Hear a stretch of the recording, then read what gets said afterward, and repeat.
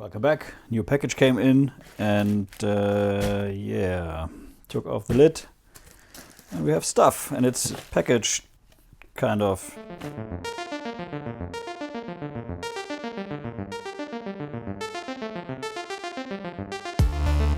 We have a My Atari Computer book, The Key to Atari Private Computing. Oh, that's quite the book. Wow, that is quite the book. I've never seen that.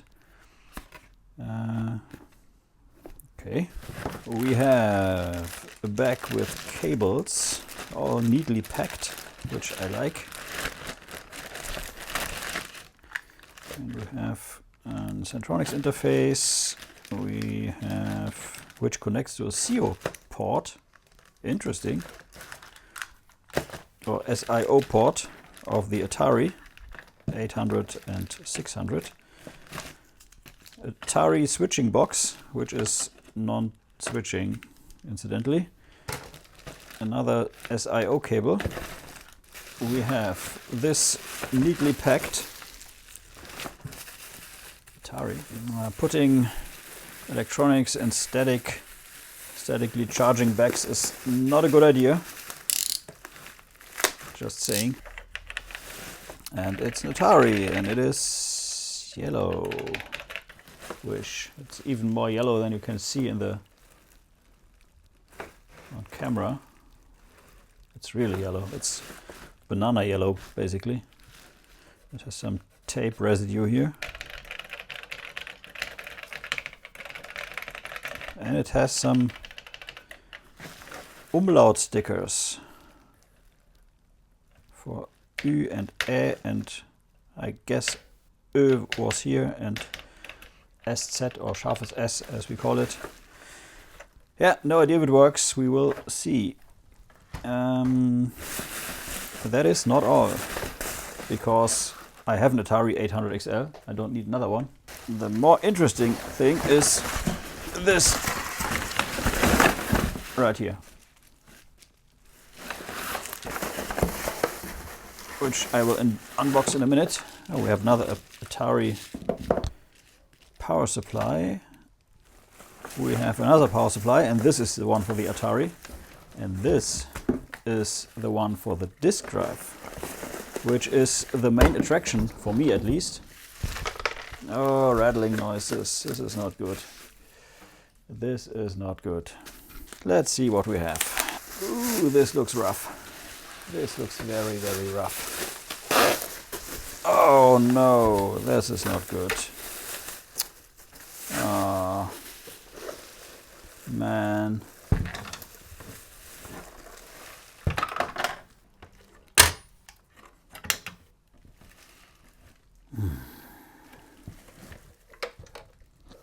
It's just a huge mess. This is really shitty. Oh man, I was so looking forward to this disk drive.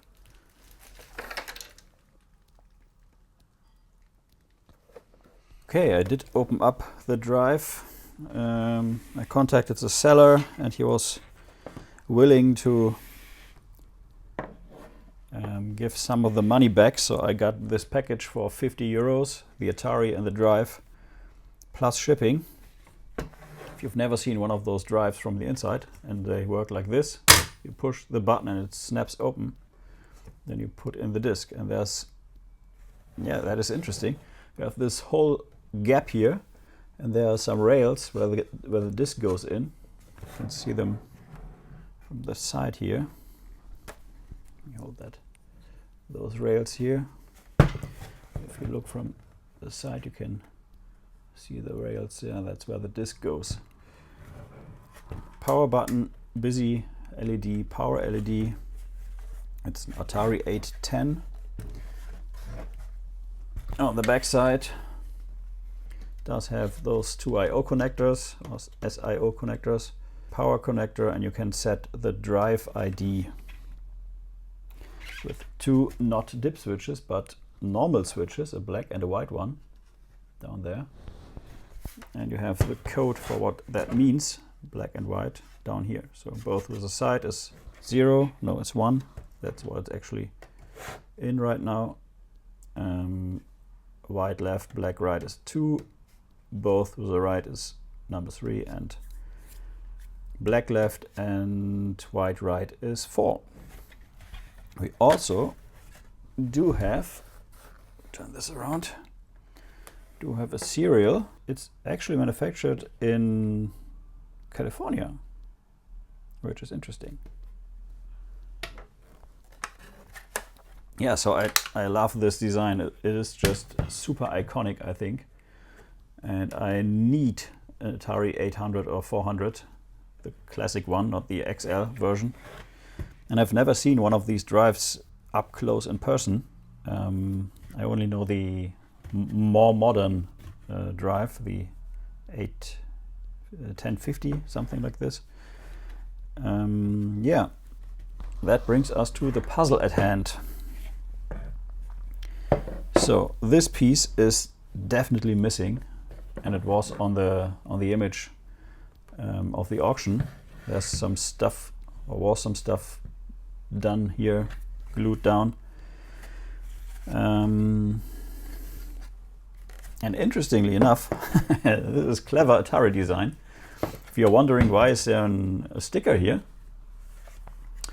it's because the top half and the bottom half, I think, are the same, because there are the cutouts for the ports, which are on the other half too. And if you check this right here, I was wondering why is here one of these and here's not. It's totally clear if you have to use it both sides. That's how you do it. So you have the same top and bottom cover on this disk drives, which is quite interesting. Interesting design and clever design, because you only have to make one of these molds to create these. Okay, I have some of these pieces here, and I think, so this goes here, and this goes here somehow under the other one. Yeah, I think it's that one first, and then this one on top, like this. And I think I can epoxy this. Okay, looks more dramatic on camera. Can epoxy this to actually work. You can't see the, or almost can't see the crack. So I will tape this together and then epoxy it from the inside. And yeah, this is complete. So this is good. And then we have these pieces here, which I found, and a lot of very small pieces here, which were in the box, which I have no idea where they go. That goes here, and that goes here. Okay, there's one smaller piece missing. And that one goes right here, and then I don't know. With this piece, wait, that's this piece. Okay, so we actually can create the complete disk drive. That's awesome. I think I can make this work. This is great news. Well, this stuff is brittle, but I think what happened inside the box is that these power supplies lay just loose in there. These were wrapped in bubble wrap, but just one layer. So I think in transport, these things just worked like if you throw rocks on this, and they just killed it. Okay, so I will epoxy this, and then I will show you the finished result, and hopefully this looks good. We will see. Okay, I got this part fixed. You can see there's still a piece missing here. But if you look from the top side, this looks perfectly okay, and here's the crack. You can barely see it. Turn it like this, you can see it a little. And this whole portion here was broken off. So that is glued in place. This was a two-parter. You can see I have epoxy in here and super glue down here on this crack and this crack here. And now I'm on this piece right here, which is, let me get this in focus, is a little puzzle piece. I have two pieces in here already, but this edge here cracked, and became just a matter of shatters. If you look here under the microscope, I can show you. These are the pieces I still have, and I'm now trying to piece these into this right here using super glue. I had an idea, but it managed to fail.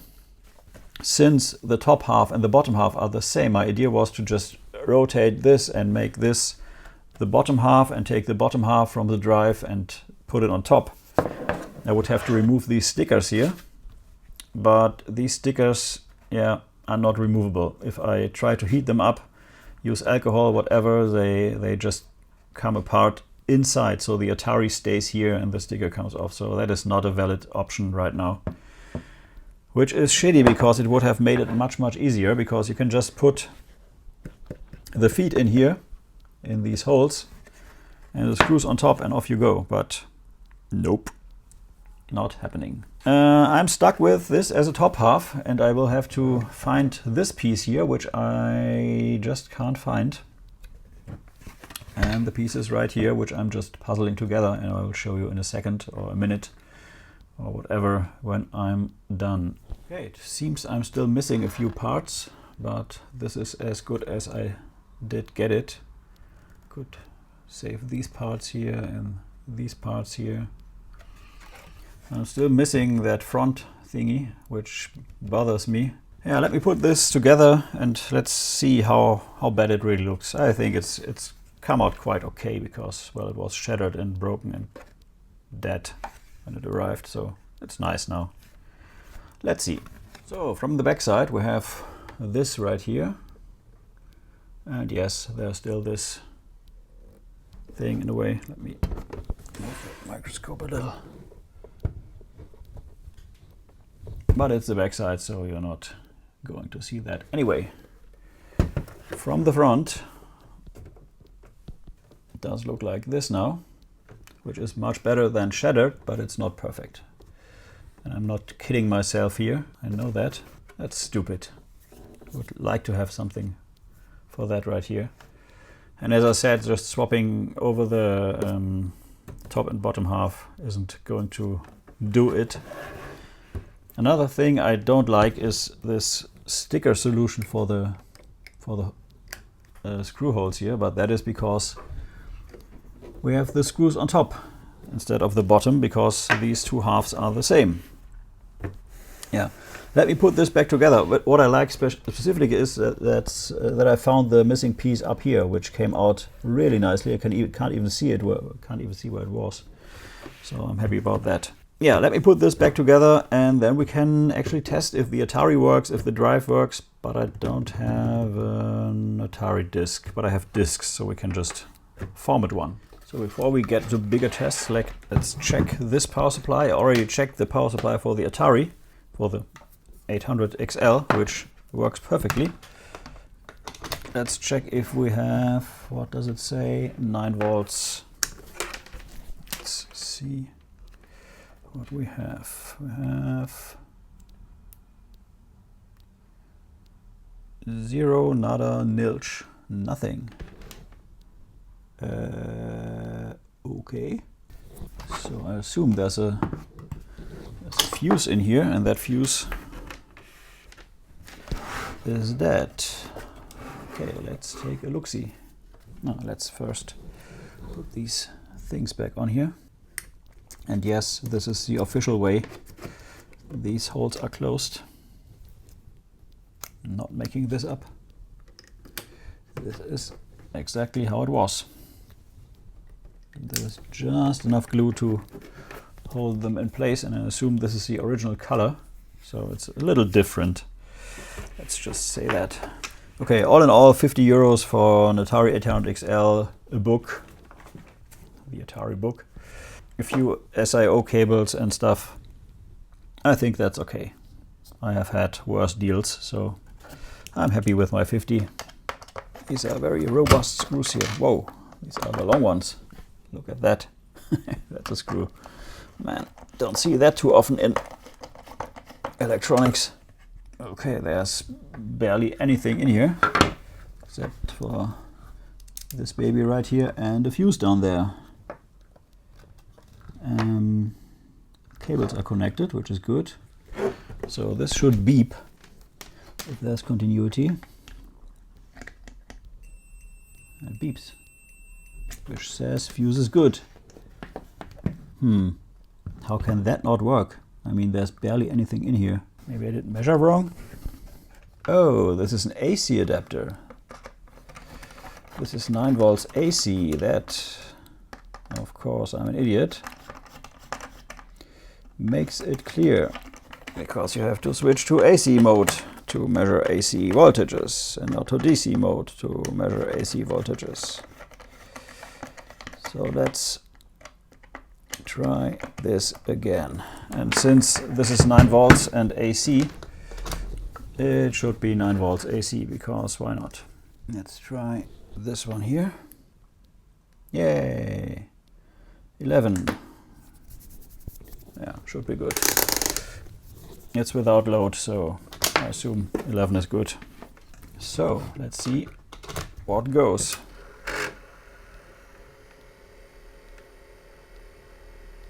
Makes noises.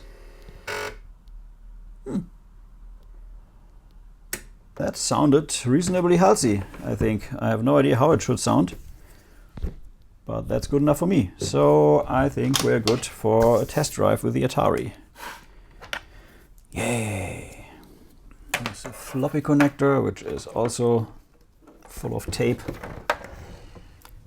I have no idea which one is the right one, so let's use the right one. That goes into the Atari. And then we have my trusted C64 cable, monitor cable, which also works here. And we have the power supply, which I already tested and it works just fine. Okay, let's see what goes.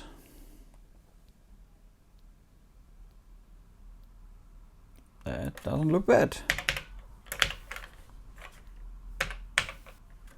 Okay, the Atari seems to work. All the keys. Okay, so let's start the disk drive.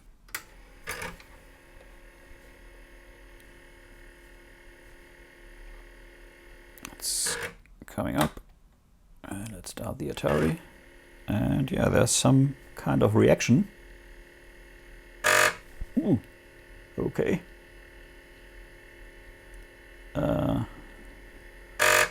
I think it would love to have a disk.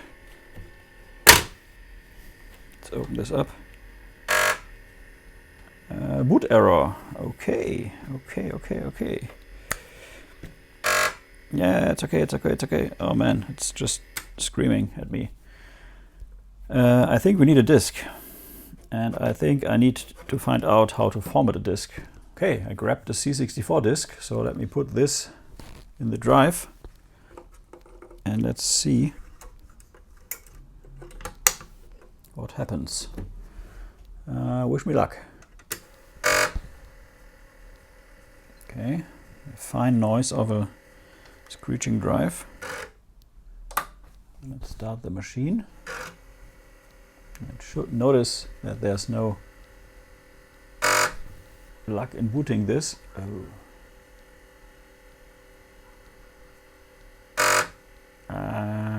Okay, how can I stop this?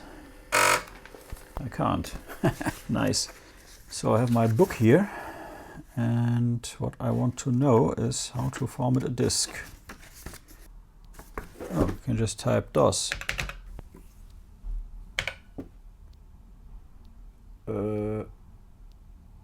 Not what I expected.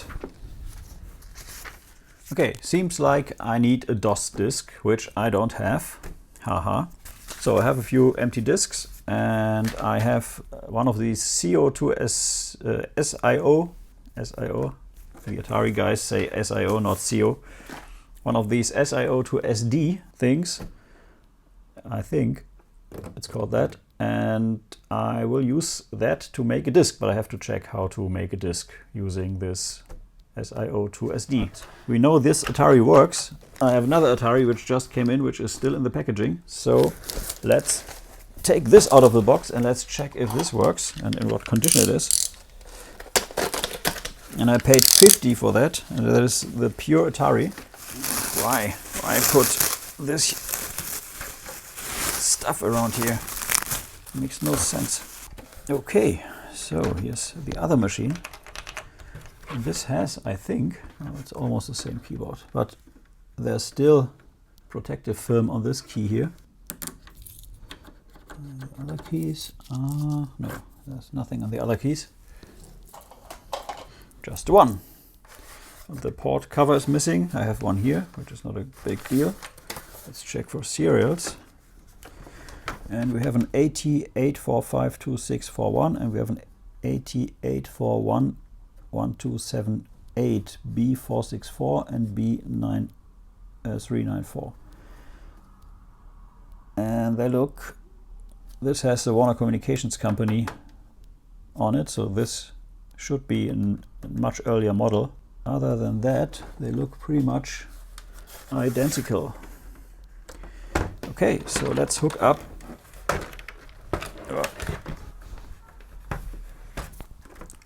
Let's hook up this white one. Let's see what it says. And that's pretty red. Red in red. Okay. So it doesn't seem to be a memory problem. It's just a red screen. I think if you hold down select, the menu comes. Nope, nothing comes. Okay, good thing is I have 3 of these Ataris now, so I have plenty of possibilities to test what is wrong. Yeah, so let me try to get the disk drive running and use the SIO2SD for that. Okay, I found my CO2SD or SIO2SD, which is or has the worst user interface of all time. You have these 5 buttons and well, let's just say it's not great. It's not great. So I connected the disk drive to the computer. I brought out my trusted Atari 800 because I know that works. I connected the SIO2SD on the back of the disk drive. Then you switch on the disk drive and it makes noises, and you can see the SIO2SD is still dead, and only if you switch on the machine the thing comes to life. So I have no idea why this starts now. Beats me. This device decided to just do that, and you can go with up down arrow and select the file you want to do. I have a games folder which would start some games. I have an Atari folder which is all where all the files are, and you can see on top 1 to 8, which are drives which I can assign disks to, and we want to do MyDOS 455 beta 4. You keep pressed on return and then it loads. You can see it's doing stuff here, and it gives me the ready prompt, which is correct, because if you want to start this DOS thing, you have to type DOS. That should start the DOS, and it's loading. So this time this works. And we have MyDOS 455 beta 4 from 1989. And in here I can, with the keys 1 to 8, I can select a drive, and then I can format a disk and copy a disk and do all that stuff. And I have disks, and I have to find one which is not rotten, because I had some rotten disks and that was not fun. And these look good. Let's use this BASF disk in here. You just put it in, close the door, hope for the best. And yeah, you know what? Let's try initialize. And you tell it what disk to format, and we want to format disk 2, and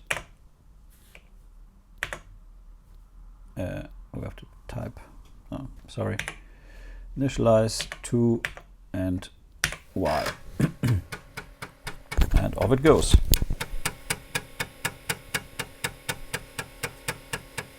And it's doing its stuff here.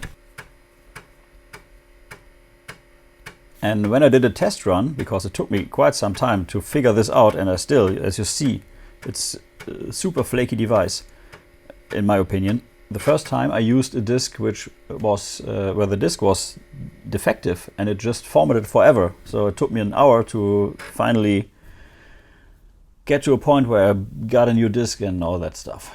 Okay, so this disk is formatted. Now we can write DOS files to this.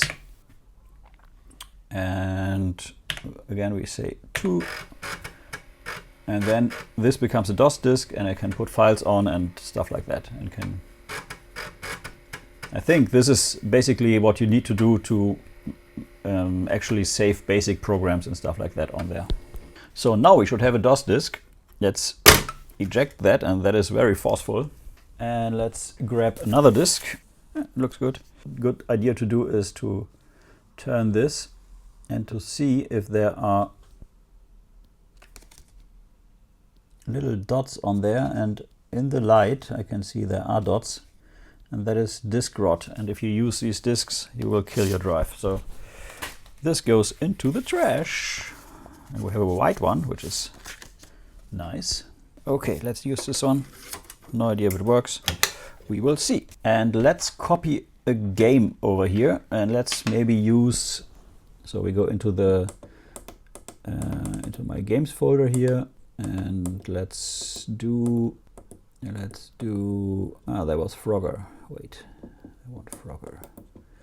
Let's use Frogger. So I did insert the Frogger disk, and then you go and press duplicate disk J, and you say from where, comma, to where, from disk drive 1 to disk drive 2, and it says insert both disks, and I did that, and press return. And it's reading Frogger now. You can see the LEDs flashing, and it's reading into memory, and then it's writing to disk. And there goes the disk. It's pretty loud. But you can see at least the disk drive can write. I don't know if it can read, didn't test that yet.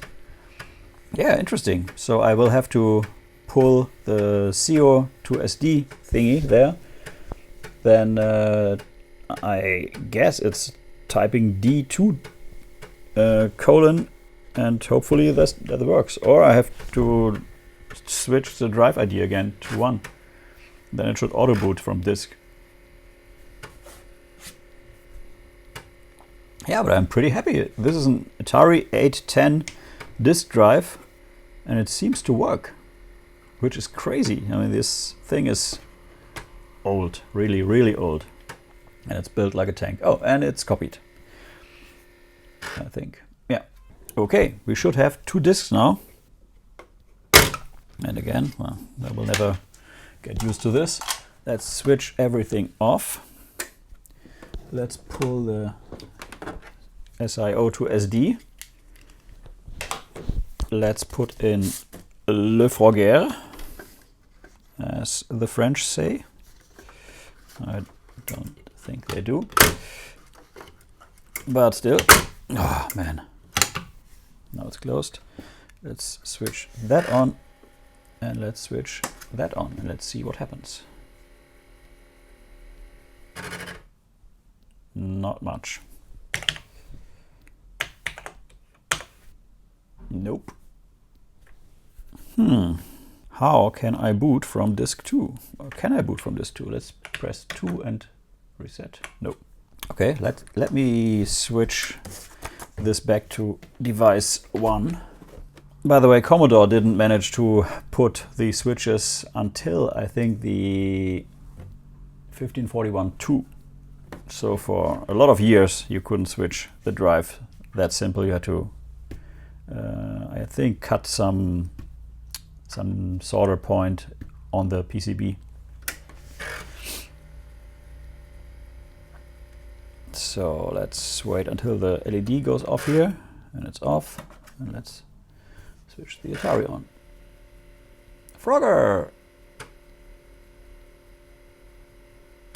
Why is there still a SIO to SD? It's not even plugged in.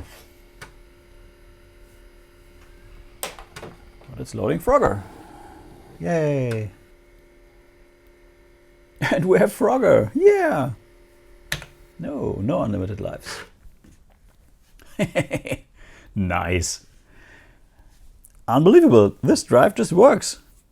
It took me a while to figure out how to copy disks to it, but now that I have a 50-50 chance of actually booting that SIO to SD, it just works.